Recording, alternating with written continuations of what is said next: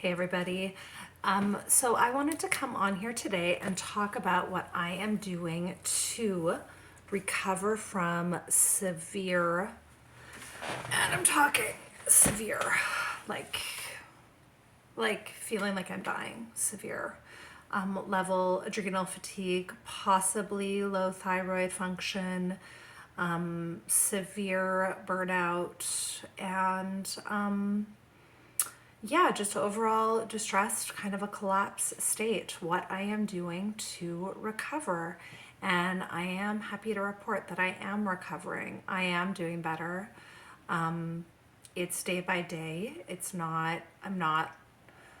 I'm open to theoretically getting 100% better tomorrow, but realistically, that's probably not how this is going to go, considering that my body has been in distress since a very young age, possibly childhood, possibly babyhood. And there's a lot to that I won't necessarily get into today. That said, I had a normal, happy childhood, but as we know, normal in modern Western society can still be pretty abnormal compared to what the biology and physiology of a human person actually needs. So this came about because I did a really awesome podcast episode with my dear friend Amber Magnolia Hill of the Medicine Stories podcast, where we talked about what we're going through, which is a very annoyingly stereotypical midlife burnout. We're both going through it together, which is really nice because we are holding each other's hand and sharing resources and helping each other with it. So we kind of shared what we were going through, and since then I have run into a bunch of women who were like, so what are you doing to get better? And they're sharing that they are going through something very similar. So I'm going to share what I'm doing to get better, and I'm going to keep this short. This is going to be 10 minutes or less. So what I am doing is I am trying to actually give my cells and my body what it needs to heal. So there's kind of three components of that, which is nutrition. The second component is going to be the like emotional and mental health component of it, and the third component is more of the like quantum magical sun, moon, and earth healing component of it. So first of all, let's dig into what we consider to be, oftentimes our first approach is food, nutrition, and in a way I'm almost exhausted by that because I've been in the ancestral health and nutrition world for so many years, and there's so much value to it, but it can also just be exhausting. And having a special diet is not something. I have been that person in the past, and I didn't want to be that person, but unfortunately now I am that person again. So what I'm doing diet-wise is I am eating, now first of all, I'm eating 3 meals a day. I'm eating breakfast, lunch, and dinner. Dinner is a smaller meal for me, and occasionally I will skip dinner if it's just late and I'm tired and I'm not hungry. I'm also having maybe a snack here and there if I feel hungry. I am not letting my body go to that starvation, stress realm, which is something that I have done my whole life, is just been in that pattern, which so many modern women and girls have, of just trying to eat as little as possible, and then simultaneously you'll find yourself binging. Oftentimes after dinner or whatever, you'll like eat a whole bag of chips. Or I had a really cool woman tell me that she, after eating what in her mind was normal, which was maybe only about 1,000 calories a day, she probably needs about 2,000. She would wake up in the middle of the night, literally sleep eating from the bowl of sugar she keeps in her kitchen. And I was so touched that she felt safe enough to share that with me. And I was like, wow, your body's really trying to take care of you. We need sufficient calories. So when you are in burnout, this is not a time to try to lose weight by restricting calories. This is a time to feed yourself with healthy food. That said, the food I am eating is paleo. I am on the paleo diet. So I'm eating whole foods, I'm eating vegetables, meat, healthy grass-fed dairy, and the occasional, like, I don't know, gluten-free treat. I'm not totally abstaining from that. I'm having a little bit of honey in my tea here and there. I'm not going totally insane, but I'm not eating stuff like chips, bread, cookies, processed foods, garbage, that kind of thing. So yeah, so that's what I'm doing food-wise. Okay, second of all, I'm going to address the emotional health component.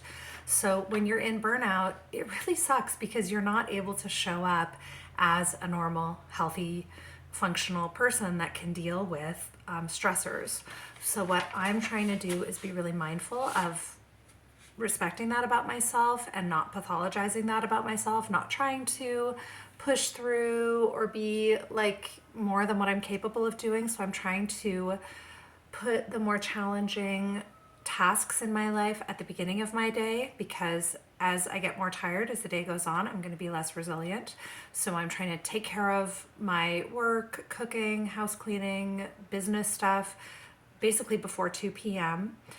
I'm really aware that in the evening, it's going to be easier for me to get stressed out, lose my temper. This is not a time for me to be doing discipline with my kids. This is not a time for me to be answering complex problem-solving emails for my business. All of that kind of stuff I'm trying to put to the earlier time in my day. I'm also being really mindful to communicate with my wonderful husband and ask him for help and appreciate that he is doing more for me than he usually does. Appreciate that he's being asked to stretch, but ask him, like, for example, last night I was not able to feed our children dinner and put them to bed. I just wasn't able to do that. And I asked him to take care of it for me, and he did. At another stage in my life, there's no way I would have done that. I would have just pushed through and made it happen, but it might have resulted in tears for me or them. So me asking him for help was really smart. Another thing I'm doing is I have started going to therapy. I just had my first appointment this week. It was really wonderful.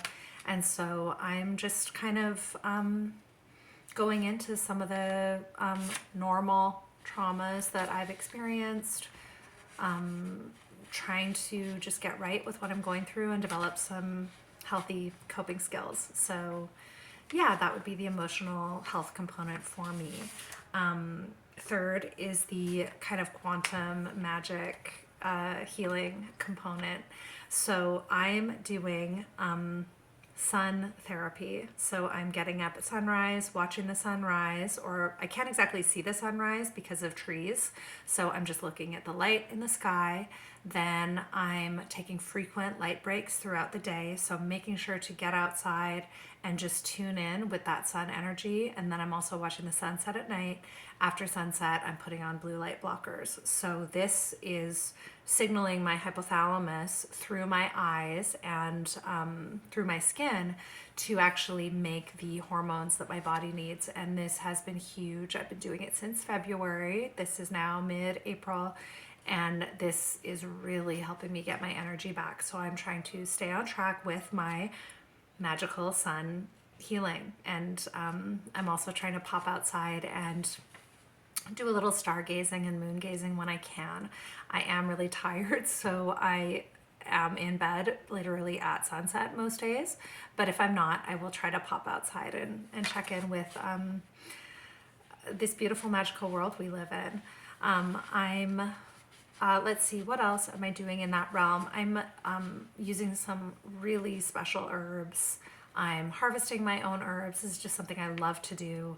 And I'm also doing, like I'll do tarot card readings. I'll do some forms of energy healing that I do. And I'm actually getting that done by a couple practitioners as well.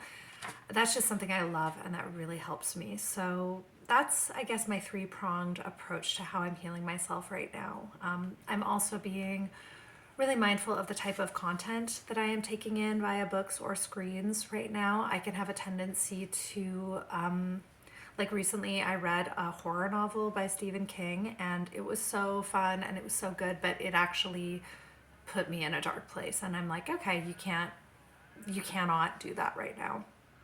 I'm totally checked out of my Instagram account, which is a place where probably a bunch of you guys know me from. I just can't deal with it, and so I'm just not doing that right now. Yeah, I'm just trying to be really mindful of what I let in. I'm avoiding the news media. I'm getting the news that I need from the actual people in my life. So I'm just trying to stay really tuned into what's actually happening in our world. And by that, I mean the sun, the moon, the earth, the leaves, the birds, the plants, the animals, as opposed to just all this like fake human bull tweet that you take in through the news media. So that's what I'm doing. It's really helping. And yeah, to everyone else that's going through this, just recognize this is a marathon, not a sprint. Trust yourself, listen to your heart. This is what I'm doing, but your path might be totally different. Don't forget to feed your body. I mean, how can we have energy if we're not actually replacing our tissues and our blood, right? We need to feed ourselves. We don't need to overstuff ourselves.